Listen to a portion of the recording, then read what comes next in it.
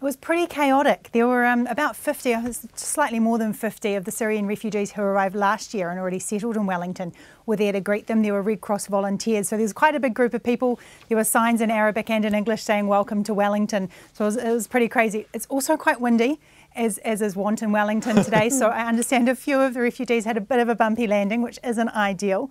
I spoke to some of the former refugees who have already moved here while we were waiting, because the plane was also delayed, which may or may not be wind related.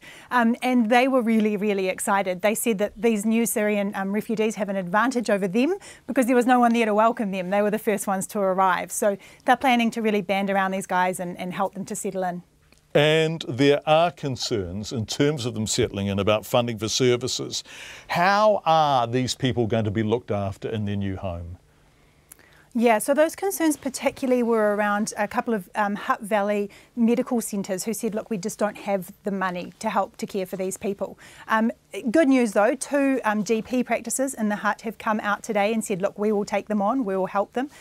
I should point out that the refugees don't get anything extra here. This isn't a special service that's been closed down. It's just, they just go to your regular doctors like other people do. And so I guess the centres were just saying, we don't have the funding, we'd need additional funding to deal with additional people, and we just don't have the money. There is concerns also from community law centres and also from interpreters who say, look, we think our services are going to be a bit stretched as well. They're not going so far as to say, we'll have to close our doors, we can't help them, but there are concerns about whether they're going to be able to help this influx of people. The Red Cross, of course, are helping to settle these people. And as I said before, they've got a lot of volunteers out to help them. So, families are going to have someone they can turn to. And it's just whether, once they've settled in, those wider community services are there for them. Pereyra Garcia, thank you very much indeed, Kate.